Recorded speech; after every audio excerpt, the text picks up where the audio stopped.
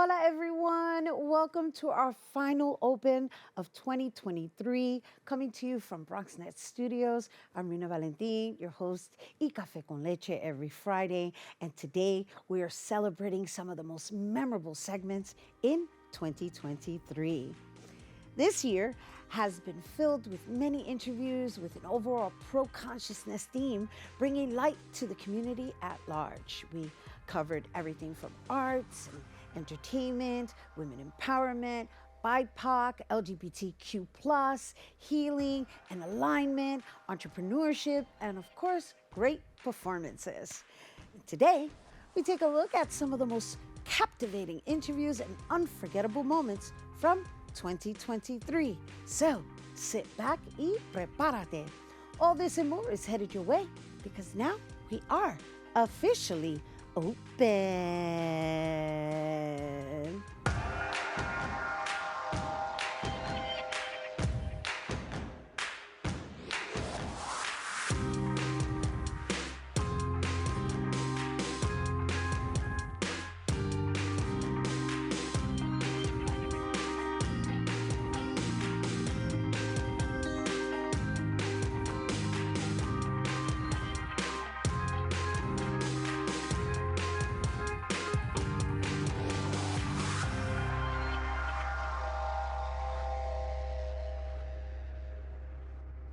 Hello and welcome to Open, everyone. I'm Rhina Valentin, your host, y Café con Leche, for the next hour, coming to you from BronxNet Studios, inviting you to get social with us online. Tweet us and follow us on Instagram at BronxNet TV or like us on Facebook at Open BronxNet Television. And of course, while you're there, don't forget to follow moi on FB, Instagram, Insta Stories, Threads, and LinkedIn at Rhina Valentin. This year on Open, we've had the opportunity to showcase different cultures through film, art, photography, and books, providing cultural diversity and the influence it has on one's creativity. This year, we highlighted some amazing film festivals, art exhibitions, while speaking to some prominent people.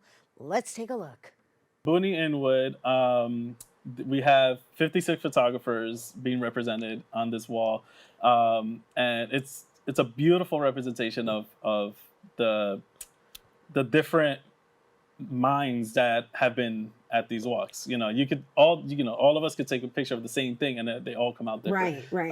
And the skill sets and the creativeness of all these people. And the Um, different technology, right? yes, for sure. Your camera's different from somebody's cell Yeah, phone. there's film, there's digital, there's cell phone, there's highly professional, there's old Barbie camera. No, I'm kidding, nobody used that, but Nobody brought a Polaroid. actually, I have we think had Somebody brought a Polaroids? I don't Polaroid. know if anybody had a Polaroid yet. I feel like we might have one or two who for personal use, but they never shared it with us. But Coilover have been there as Yeah, well. we have a huge variety. We also we hosted fem walks to create a safe space for women to gather, and that was led by Jen, who's not here right now. She's in I Dominican saw some of Republic. those photos. Yeah, I like those honestly, I photos a was so lot. jealous. You're- Those are the best pictures I've ever seen of any walk. I was like, wait a minute. These photos, just the objects that they captured. There was Hmm. this one photo, which I'm sure we'll be able to show. There's this one photo of like a clothesline, and it's just by a building. Well, I had to look at that photo a couple of times because at first I thought it was an arrow point, like with a drone shot. Like, I was like, Right. what is that? And then when I zoomed in, I was like, oh my gosh, I like that. They curated in viewership, right? So, what should one expect watching these films within that 2 week period? Well, you can see a variety of genres Hmm. and a lot of different styles from every culture. In the process, I make sure that at the beginning I have a committee that sees the films as much as they can, but this committee is film lovers. I don't want experts at the beginning Got it. because I want that eye of the person that consumes and loves the film. The experts are the jury. I want them at the end. Got it. But at the beginning, I like to give this sense of why did you like this film? Maybe I evaluated technically like very harsh, Mm-hmm. but then someone else who's not into the technical part is going to see the human side Right. of the story. Got it. And that's what I look into. Right. Tension behind the way it was actually mounted, I guess, right? Yeah, it's mounted, it's doorknob, which were the purging sticks of the Taínos. So they would purge themselves of anything they had inside of them. And then they would take cajoba, which was a seed ground down from a tree with seashells and tobacco. They would sniff it and they would have hallucinations. It was a psychoactive drug. And so the show, the entryway is supposed to initiate that in a kind of a way. It's like the audience initiates it by opening the doors. You can see the cajoba tree on the left, and then you can see Atabe, which is the mother goddess, which is like the vision that you see, or in my imagination, the vision that you see. But in actuality, you can see Atabe at El Museo if you want to. Yeah, I mean, I made her. That's amazing. Oh man.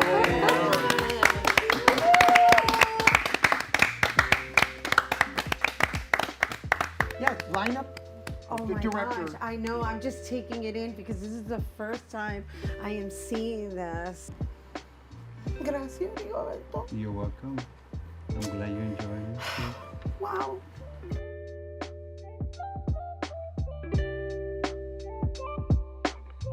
I don't know why I'm so emotional. But it's the most beautiful gift I've ever received. You could tell the work that you put in, the care you put into it. It was worth holding my breath for 40 minutes. You were great. But even that's Not trust. for a second did you lead us to. We're always looking out to see if there's some kind of, something to be careful about. And Right. You never made us worry about it. Yeah. You were we felt very secure with you. To see the precision in the stillness that I had to practice, it was all worth it. It was all worth it. And yes, this is the validation that I actually froze smiling because my dimple is cast as well. And that's This is part of your fabric that Yeah. we borrowed. right. I Well, put it borrowed. on. I'm not getting that back. And the crown that we have here is, she had the real one, but I had to make this crown separate and design it my own way. So You bent it could- wire yeah, for that, right? Wire, I bent the wires, I did whatever I had to do with it. And I tried to do it the way I took the photo of her. So it was kind of a lot of energy in the photo, so I said, let me try to bring it out on the sculpture. So that was the idea about doing all this. There's a lot of different colors happening here, like with the undershirt also, as well as all the different colored stones everywhere, and the hair is like Yeah. multi-colored. There's also a lot of trust involved A lot of trust, on your part, Rhina. Yeah. To kind of like give yourself to the process and realize that this will be the outcome. That's what the Heart of an Advocate is. It brings us across 5 phases of my life, from my early days to my rebellious heart rebellion years, to my social awareness phase of college life, to becoming a public servant as a teacher, and then just tripping into this role of humanitarian researcher as I was finishing my doctoral work, and then traveling and then coming back home, because sometimes we run away from who we are, and coming back home to this idea of, Vilma, do not forget your beginning. And as a survivor, I even resisted the word survivor for some time. I really want to elevate it one more. So from victim to survivor to thriver, and that's what we I like that. I like that. We're thriving. thrivers. Yep. We're thrivers. Yep. And so that's what this work is about. So the Heart of an Advocate tells a story, a lot of research about domestic violence, but it's about now this daughter thriving and getting ready to do the next level. I'm leveling up. To say the least, leveling up. I mean, But I'm going to retire like in a couple of months. So, You're going to retire. I am going to retire 32 years of teaching and now coming into this legacy and this life work of opening a publishing house in Puerto Rico. Wow, Vilma. I'm rematriating. Nice. And not repatriating, rematriating. Rematriating. I Yeah, am going back to my mother's motherland of Puerto Rico, my ancestry. Wow. Yes, I'm excited. And not only are you going back, you're going to build a business over there. Yes, it's going to be a publishing house for marginalized writers. It's time to amplify the stories that were on our island during post-Hurricane Maria and everything else that we're dealing with in terms of the politics, La Luma, everything else, our beaches. All of that belongs to our people, and it is time to give them a platform. At the end of the day, you know, I take a lot of pride in being Boricua and being Latino. Right. You know, but also, it's my thing is about all humanity. Yeah. It's a universal thing. I hear you. I'm on the same page with you, by the way. I think we're all one race, a human race. Yeah, well, look, I grew up as a kid, I grew up with everybody. You know, where we live, it was Puerto Rican, Mexican, Dominican, Irish, Ukrainian, Polish, Asian, Jewish, Hebrew, you name it. That was our clique. You know what I mean? And so I learned to appreciate all the different cultures, all the different foods, you know, and that's still a part of me, you know. But like I said, I take a lot of pride in who I am, where I come from. I was born in Puerto Rico. You know, my family came to the South Bronx first. Then we moved to Chelsea. Then we moved to the West Village.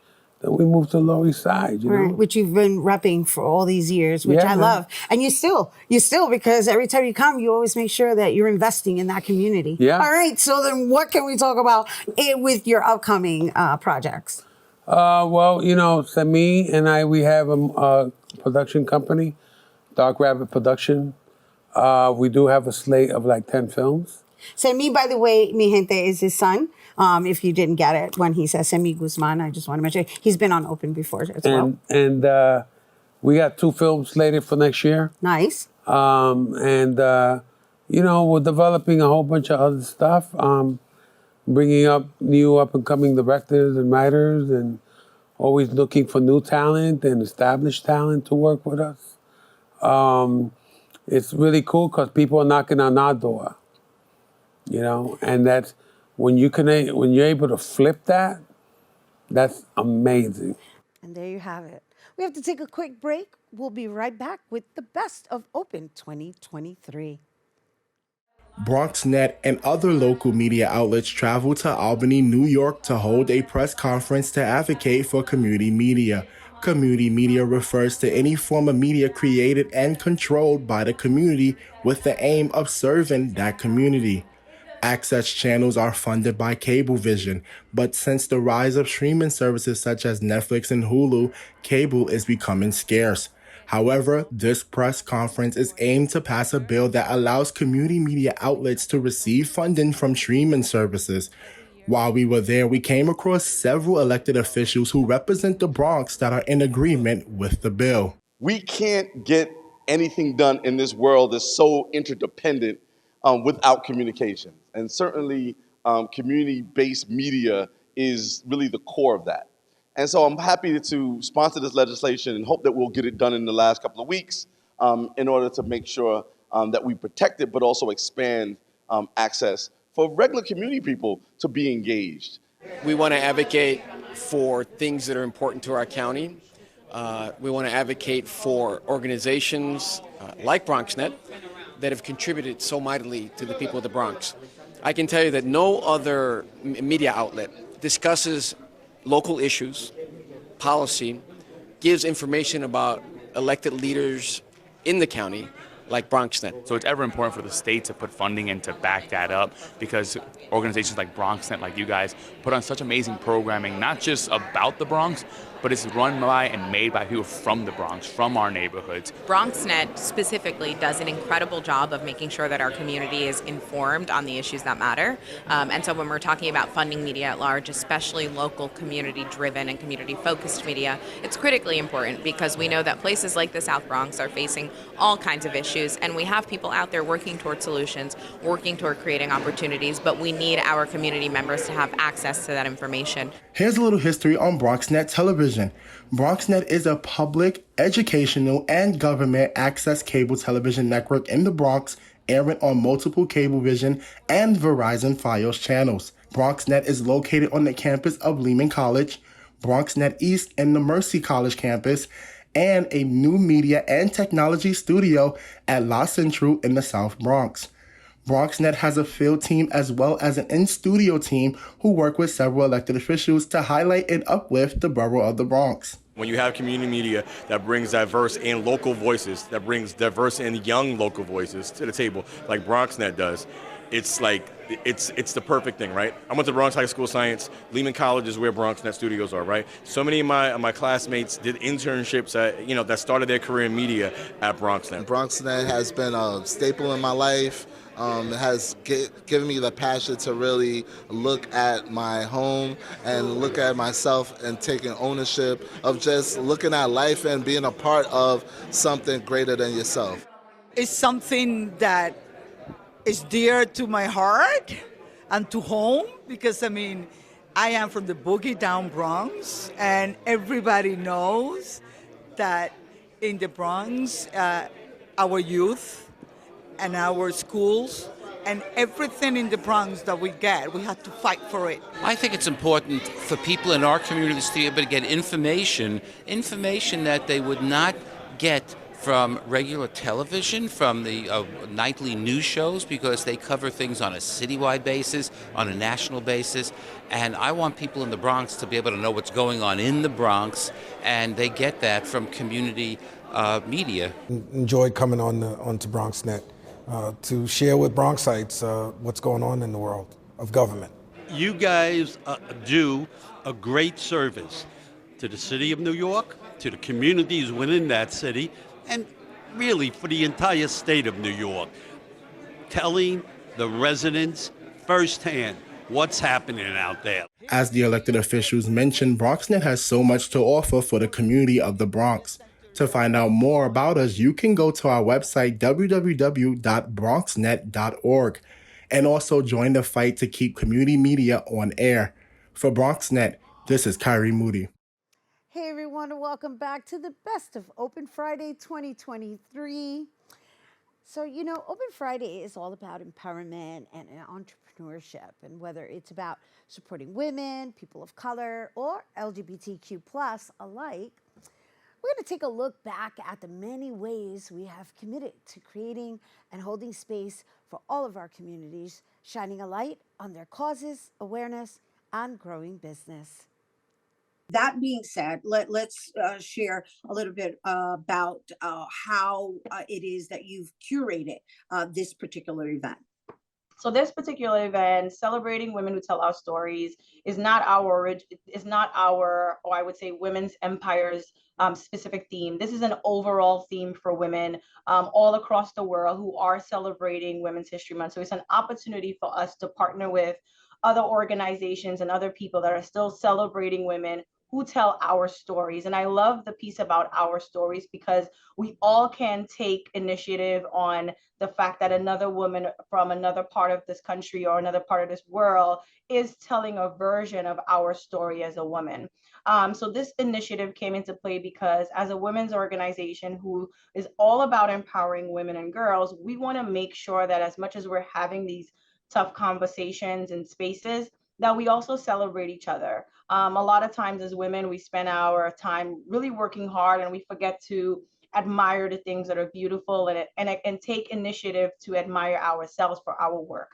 So this is an opportunity to bring women together, but to also celebrate 5 specific women who we have identified in our local community who are doing a lot of work, specifically in their respective areas across education, finance, entrepreneurship, health, and advocacy. And I think all of those areas tie in very well to some of the sectors that are available for Women Plus. So it's an opportunity to just celebrate them, but to celebrate ourselves. So this is not an event specifically just for the panelists. It's curated in 2 ways.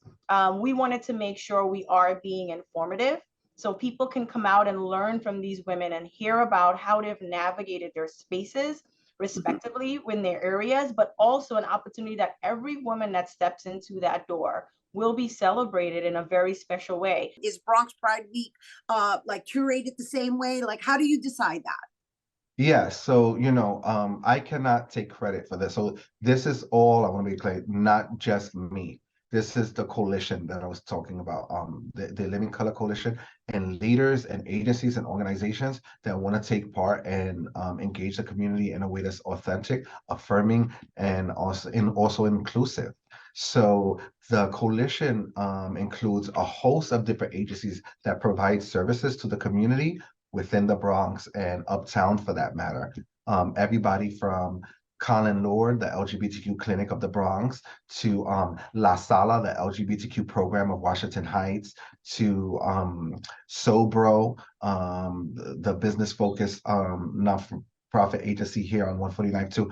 We have a host of different leaders who come together. We meet monthly and we talk about these ideas all throughout the year. So that way, when Bronx Pride Week comes, everybody has a seat on the table. We don't carry top billing on all these events, but we promote them all the same way because it's about us working together. We found that if we don't work in silos, more gets done in a way that that's more authentic and true to the needs of the community. So before we go, I'd like to ask, with regards to this inclusivity that we've been referencing, right? I'm very curious to learn if there's a different theme every year, and what does inclusivity actually look like within the LGBTQ community? Well, yes, thanks for asking. There's usually a theme to our Pride celebrations every year. Last year we called it the People's Pride because it was really the coalition getting together and getting feedback from either their clients, family members, and things like that of the ideas of what to put together for the Pride. This year our theme is investing in us because we have overcome so many different things that we have found value in what we put our time in, but also what we pay attention to. There are so many things going on in the climate of the country right now around LGBTQ rights, specifically the rights of trans and non-binary, non-conforming people, that we sort of want to redirect the energy into things that are beneficial for the community. And that's what Pride is about. It's about visibility, but also affirmation. So we want to invest in that visibility, invest in that affirmation, and put something out to the world that everyone can appreciate, relate to, and also be proud of. Let's talk a little bit about this short film that is dear to your heart and what this means for you to have it screened at this year's New York Latino Film Festival. Oh, definitely. The film, My Fierce Aunt Bianca, is co-directed by me and Latavia Young, and it is dear to my heart. It's about my Aunt Bianca, who was a transgender starlet in 90s New York City. She was a sex worker dominatrix, and she appeared on countless of those infamous 90s daytime talk shows like Jenny Jones, Bill Donahue, Howard Stern, and even on Cristina on Univision back in the early 90s. You know, I gotta say that takes some like real commitment. Yeah, commitment Yeah. because from what I saw in the film, she wasn't exactly welcome to every place. No, she wasn't. She was definitely a transgender trailblazer for visibility. Back then, you didn't really see trans people on the screen, and a lot of these talk shows gave them the platform to do so. And even though it was very exploitative and sensationalized, and people disrespected them a lot from the audience, and even the talk show hosts, my aunt she was just so fabulous. She was just so fierce. She And took it in beautiful. stride. And beautiful, yeah. And you actually resemble her. Thank you. Yeah, That's a high compliment. Thank you do. It's lovely. But it's very much like it feels very therapeutic and healing when you see her going through the footage and honoring her, and like it feels really therapeutic. So Right. So thank you for being it's a 10-minute short. It's a 10-minute short. And it's you narrating your experience of, I guess, revisiting this time of your aunt's life. Yeah, I revisit her past, her legacy. I'm throwing a birthday party for her. It would have been her 57th birthday party. She's a Scorpio. Nice. And I am honoring her legacy as a trans woman, but also correcting her legacy as a trans woman. because a lot of my family and some of her friends still view her as a gang man who dressed up in women's clothing, but she was a trans woman. Right. And when I was 10, she died. She died of AIDS-related complications. And my parents took me to go see her in hospice. And I remember, you know, she was going by Bianca then. So a lot of it, and my family, there's a disconnect there, right? We loved her, but we didn't necessarily understand her identity, right? So a lot of the film is healing from that, healing from her loss. I learned at an early age the lifelong heartbreak of losing someone to AIDS, and that stayed with me. So the film was so healing for myself as one of her queer descendants. You know, she used to babysit me. She was like a second mom. So it's a labor of love, and I do it happily.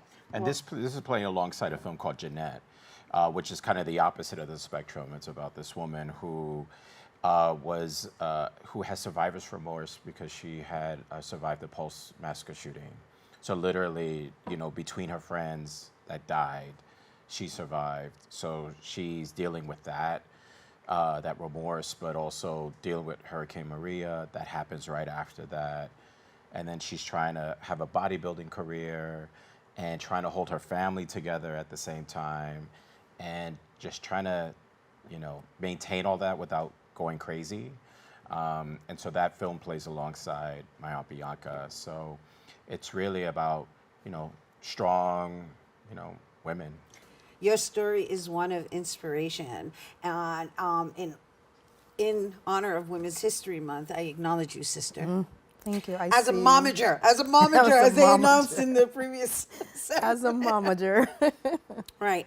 So, I mean, from what I understand, your space is almost operating as a cultural center, and I'm looking forward to diving into how you're able to even afford to feed children under a certain age for free. But before we get to that, let's just share with everyone your journey from the time that you were pregnant, because the establishment is named after your son, right? If I understand, he is the CEO of the establishment. He's my boss. And how old is he? He's 3. He's 3. Yeah. Right. So look at that. Yeah. He came in being a boss. Telling you. But we must share, everyone, what you've overcome to even get to where you are now. Yeah. So when I was pregnant with Zion, the 6th month of my pregnancy, they realized, and I'm this sorry, is what, I don't want to. No. I think it's important that they understand. This is one of those things, like for me, has been such a healing journey. So like when I talk about it, it's like I'm letting it go. Right. Okay. So I'm okay. I had cancer, and they had found it at stage 2. And they told me, like, you have to do this, you know, operation now, or it may escalate, because while you're pregnant, it feeds the cancer. So I was like, oh my God, I don't want anything to happen to my son. So I made the decision to wait. So it escalated to stage 3. And then as soon as I had Zion, I breastfed him for like the first month, and then I had to like detach. And then we went through chemo, we went through radiation, and then they did an operation, and they went in, found more, got it all out, and then we finished off the chemo, and then I've been cancer-free since. So well, congratulations on that. Thank you. And I felt it was important for us to share that, because that's a lot. It's a lot to just be a new mom and be sleep deprived, and then having to go through all this treatment in the process, and fighting for your life. Yeah. I couldn't imagine my son growing up without me. So I was like, whatever we got to do, we're going to do it, and we're going to do it together, because I also had to figure out ways to cook for him and make sure he was getting the things that I wasn't giving him at this point, because we had to detach. And that for me was like, oh, I'm going to breastfeed until he's like 2 and blah, blah, blah. You know, I wanted to be one of those moms. Right. And then life hit. And it gave me a huge reality check. And it's like, you don't get to do what you want to do, but you're going to get to do what your purpose is. And it was like, this journey navigated me to Brunch at Zion's. And I remember sitting in my kitchen, and I was like making his baby food. And I'm like, you're going to see, out of this kitchen, we're going to birth Brunch at Zion's. And it was a joke. And I wrote Brunch at Zion's on my chalkboard. And I was like, every night I would put the menu. And I was like, it was just a dream. I love to cook for people. I've cooked for people for so many years. My grandmother I miss her so much, but she really taught us everything we knew. She taught us how to invite people and use food as healing, you know, and how you mix that food and what you put in that food to make it nutritious but healing to people's souls. So I wanted that to be Brunch at Zion's. I wanted people to walk in and be like, I don't know why I'm here, but I need to be here. And you hear people connect. We have no internet, and the owner of the building is always like, no internet. No, they're always oh like, my gosh, how brilliant is that? yeah, because they have to sit, they have to talk, they have to network, they have to listen to each other, they have to think about themselves, they have to actually connect. And for me, that's so important because when people sit at a table, they're on their phone, they're posting their food, and it's like, well, unless you have a hotspot, you're not going to be able to use any of that in here. So I really wanted to create a place where we all sit at a table or we have conversations and we get back there again, because I feel like the pandemic did a lot of good things for some of us, right, and not so good things for others. Right. So I was trying to bring that back. Well, you're doing an absolutely fabulous job. My grief, it was reactivated, and I was once again at a healing point of having to heal all over again. And I had to find a way to do that and raise 3 children. So I felt this was a positive way to channel that. Plus, I wanted to influence others, and I wanted to get into politics, and then through the process of being targeted for trafficking, a lot of times you get alienated and gaslighted. And also another thing is slut shamed. So I was always, well, stay in your place. How do you know that you're being targeted? They drive within the system. No, if we could share with our viewers, like what were certain like signs? Well, one of the major signs is them weaponizing mental health. Let's address that since this is the topic of the month. What they do is they'll have traffickers infiltrate like social work services, therapists, areas where they identify your vulnerability, including the welfare system, anywhere that they can pretty much have access to your personal information, and then they exploit it. One of the exploitation processes saying that you can't raise your children because your traumas are too great, and weaponizing child protective services. And another way of doing that, and they break up many families this way. And then once they effectively break you up and break you down, they also gang stalk you. So now you're looking crazy. And then a lot of times when you see an individual like Mr. Neely going nuts in the train station, most likely they've been incited and instigated and triggered. And that's what they do. They weaponize your triggers. And now, because you're acting irate and quote unquote irrational, right, you're alienated from the protective embrace of the community. Right. And then from there, it's almost like a qualification. You have to qualify according to their standards. Yes, exactly. And they weaponize our judgment so well. And what happens is from that point on, a trafficker will come in and be that person that you need, that ear you need, and provide you your needs for a short period of time to gain your trust. And then from there, they will force you into sex work, labor work, or any other form of work that they can feel they can exploit out of you. Wow, it's a good thing you're becoming a lawyer. Oh yeah, I can't wait. I'm not there yet. I'm halfway. I'm going for my BS City Tech. So. But I love that it motivated you to do something about it. Yes, I was angry, and I think that's a positive way to channel our anger. Right. And I wanted to set an example, also influence our artists, the individuals who are living out there going through the hardships to, we're the innovators. Run for office. Right. And I want to set that example by using performance art as a political activism for political platforms. All right. We have to take a quick break. We'll be right back with the Best of Open 2023.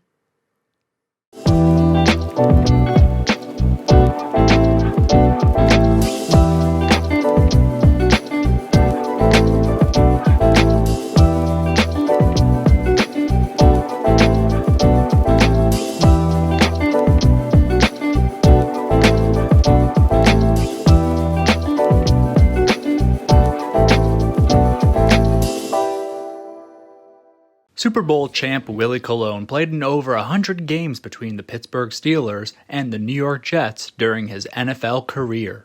And after retiring from the field, he now tackles a different kind of role as Father Christmas, participating in an annual holiday giveaway for local families. You know, the reception is different every year, but always positive. I think I'm always fortunate when I see a kid I remember.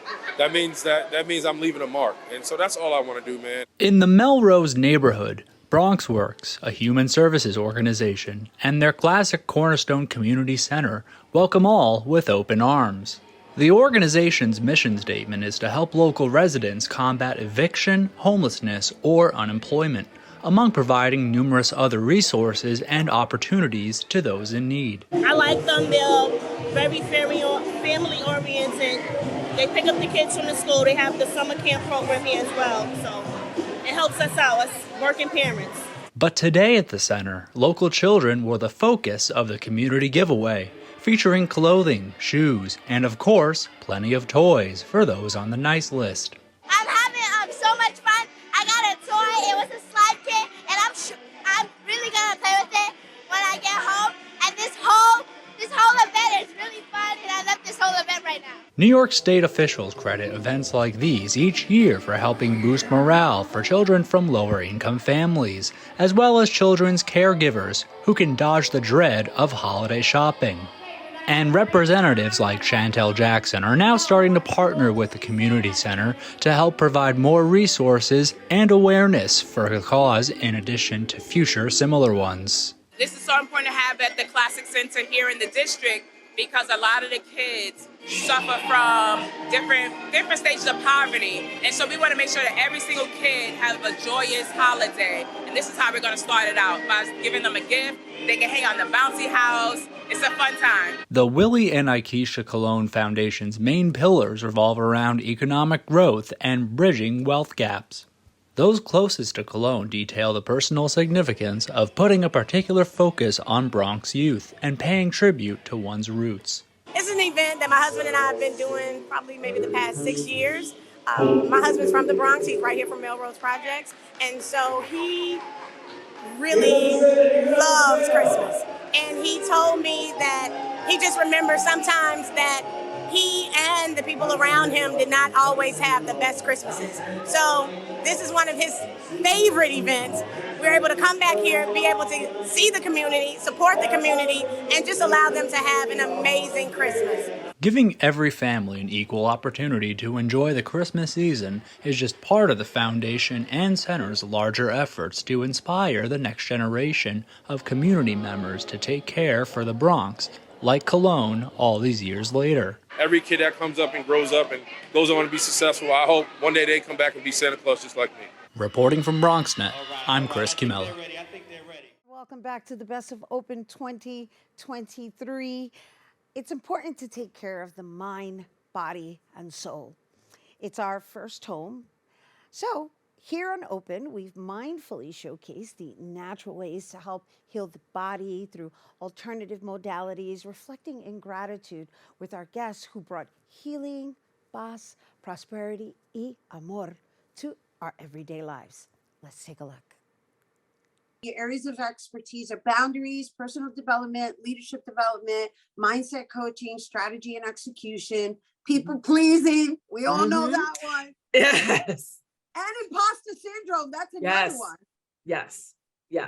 So with boundaries, one of the things that I had to learn to set for myself, I had to put boundaries with me, because being a first generation, for myself, being a first generation Latino in this country, I felt the need to become everybody's savior and to help everyone, whether they asked me or not. I was helping. If I saw a problem, I helped you. I'm a natural problem solver. But what happened was that I was helping people, to the point where they weren't even helping themselves anymore, because I kept jumping in. And when you're jumping in and constantly helping other people, you're no longer even thinking about yourself. You're always your lens. And you're also enabling them. Exactly. And people then stop thinking for themselves, because they can always go to you and just download the entire book that they need, right from you. And so I realized that I had to change, and I had to start putting boundaries. When I heard problems, my initial reaction was to help, but then I was, no, mind your business. No, that's not your problem to solve. If they need help, they will ask. And so I had to start putting boundaries on myself, put boundaries around my time, put boundaries around what was important to me, and really learn how to say no. And then I also had to learn how to set boundaries with others, because takers, people who ask for things, have no boundaries. and they don't care. They will ask and ask and ask and ask. And I had to develop the practice of saying no and no and no and no. And That's so a big it was, word. it's That's both a things. big word, by the way. That's It a was. big word for It's a somebody huge who's word. a giver. Right. For somebody who's a giver, for someone who just is my natural inclination is to help, and I want to help you. But I had to learn how to just say, no, you know what? You can actually do that on your own. You know what? I think that somebody else can help you with that. I'm not the only person, right? Because people make you think like you're the only one that can help me solve this problem, and we're not. We're not. Right. So, what does visiting a Bronx Witch headquarters look like? What does it entail? Is it primarily for items? Is it for sessions? Is it for workshops? Is it to actually have the space to rent? Right, because it's a work share space. So, I'm curious to know what that looks like. Yeah, all of the above. We're definitely very multi-purpose, but the experience of coming here in a lot of ways is similar to going to other metaphysical or occult shops. You can make an appointment with myself or one of the shop witches that works here, but you can also just walk in and take a walk around our retail area, stock up on, candles and incense and things you might need, or check out our growing selection of books and tarot decks. So that part probably will feel very similar. What's different about us is you will feel a sense of not wanting to leave. And that's something that was really important to me. Growing up in the city, born and raised, we've definitely had other occult shops or shops that sell some of the products that we have.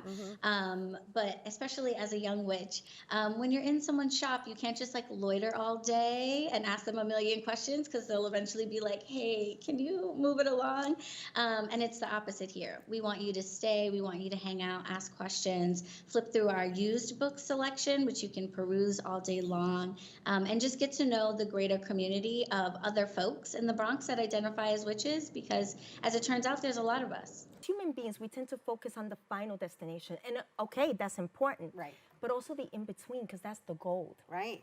That's the gold. How you're actually receiving and actually just being. That's the key word. Being. Yes. The being. Yes. The being, right? The being. Oh no, you and I, we could get down, because this is my language. Yes. This is my language. And so let's talk about all right, so let's talk about how you, I guess, qualify clients and also what inspired you to write these particular books. Yes. Well, I get clients in different stages. And I first started as a wellness and life coach, helping people get out of the sugar roller coaster they would find themselves in. And one thing that I realized is that they came to me not because they didn't know what to eat or they needed, exercise program.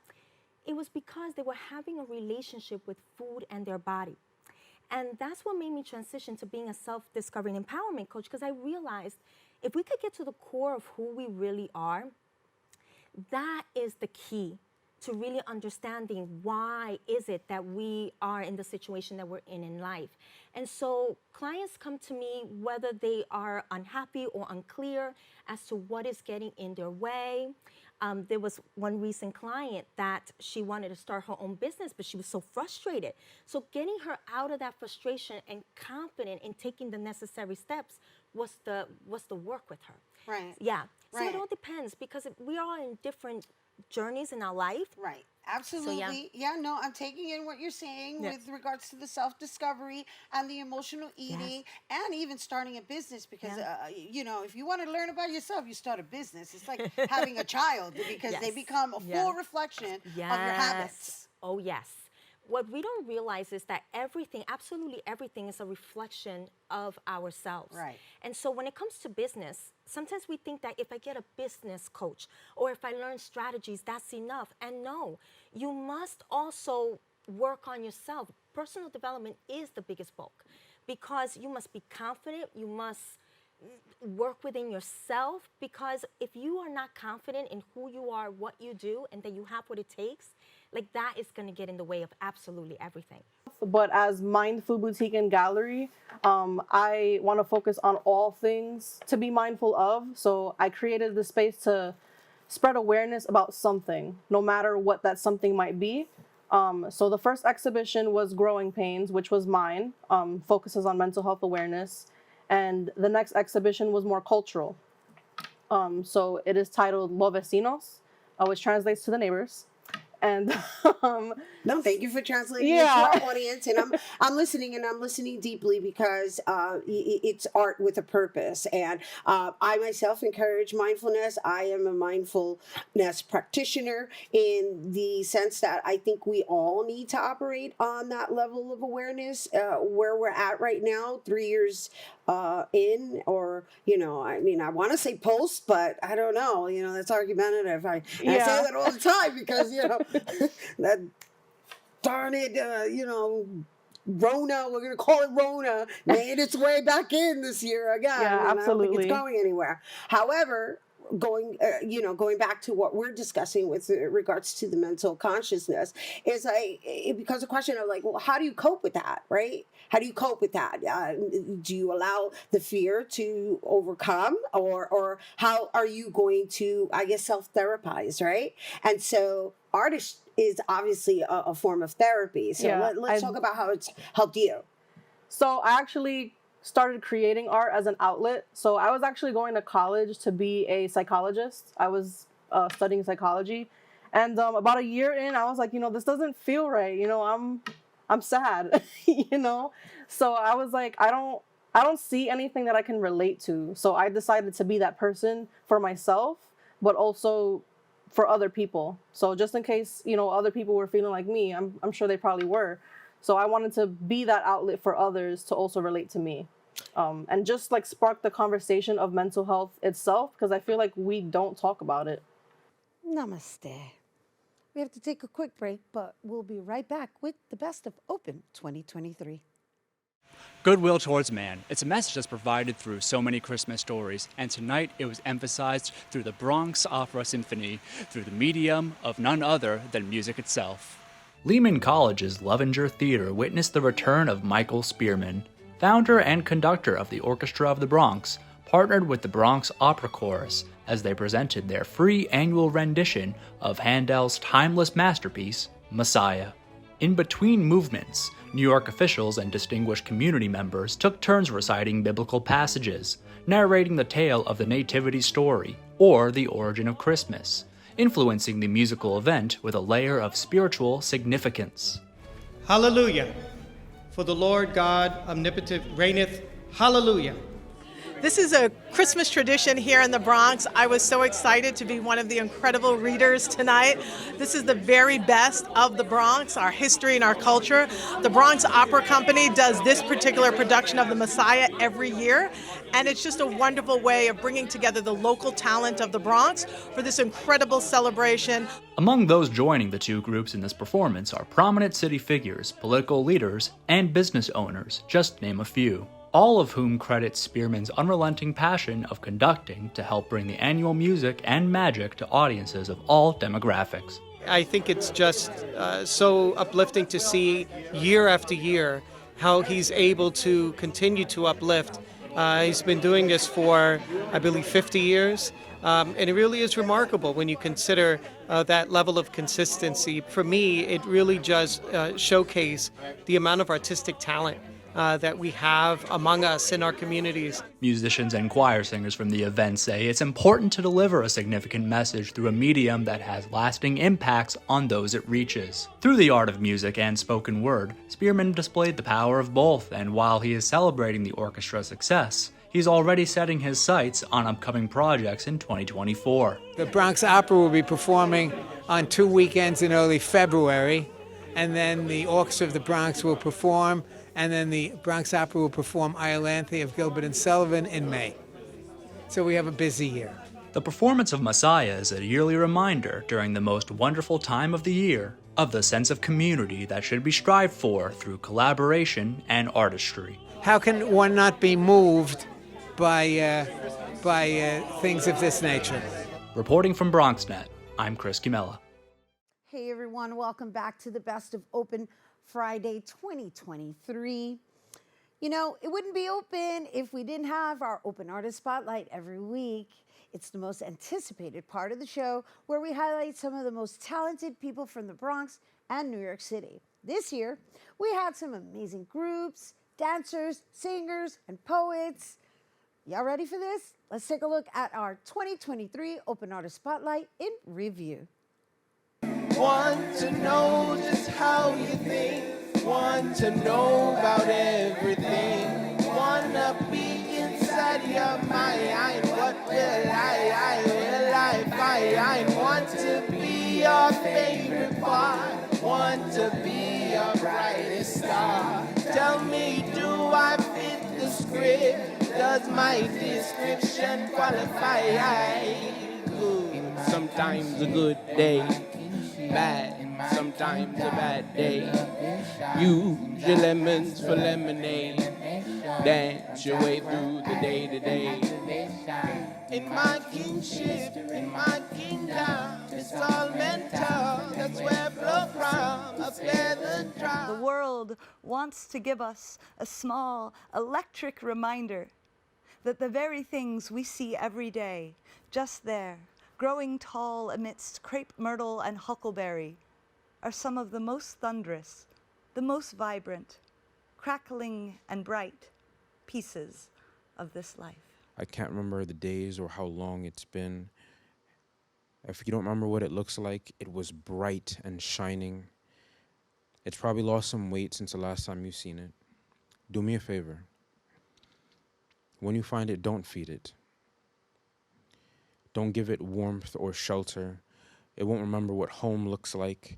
And so I'm still blaming it for not being kind to itself. It needs to keep itself warm. It needs to stop paying tuition to Self-Care University and enroll full-time in tomorrow's and be better online classes. I back off, you're not giving me attention. I know I left your mind an impression. You got options, so many you could choose from.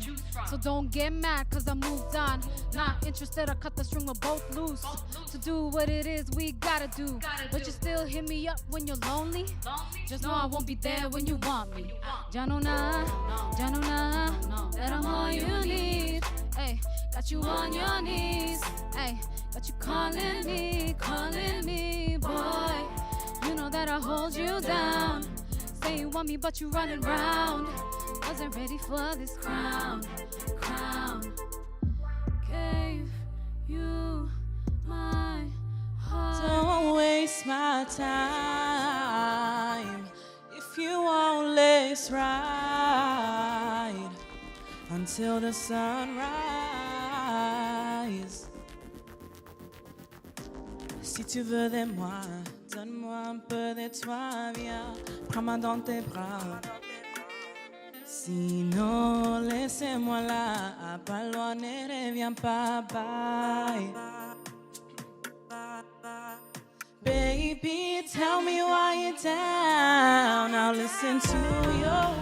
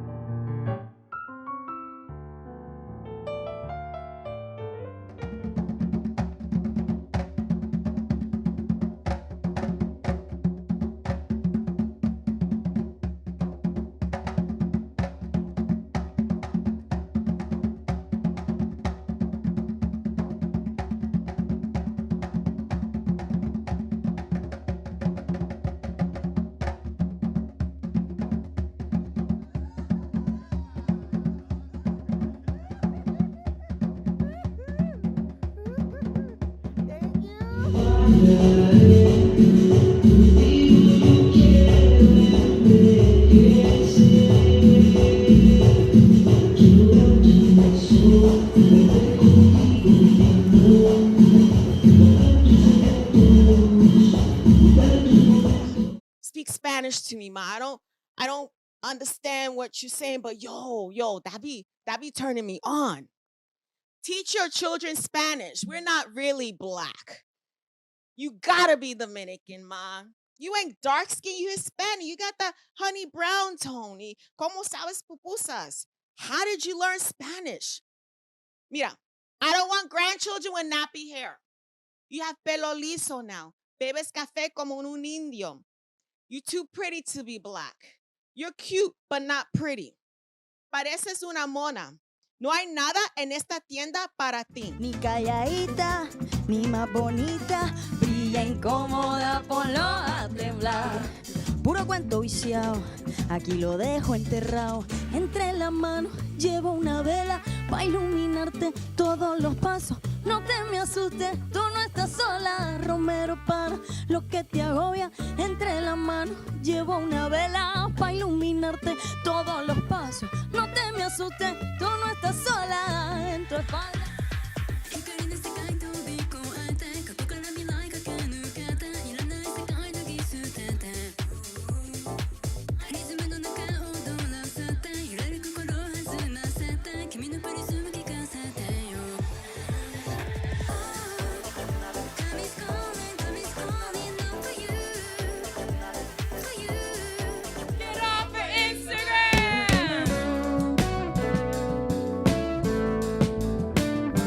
Social media creates competition. Why are we competing with our friends? Our friends should be supporting us. If we're struggling, your friends should support you no matter what. Own that.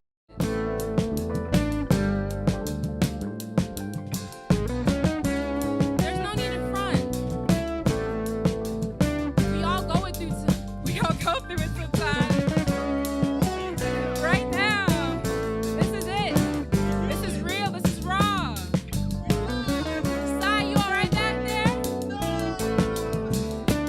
Yo, Q, you all right? Brother Zay, are you okay?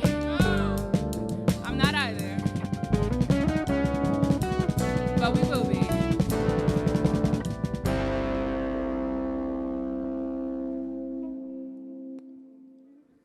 That is our show today, mi gente. Thanks to all of our guests for coming through this past year. And thank you, our viewers, for always tuning in throughout these past 17 years. That's right. And it continues to be my honor to serve our community. And as always, if you missed any part of the show, you can check out this episode throughout the weekend and 24 hours a day at bronxnet.tv.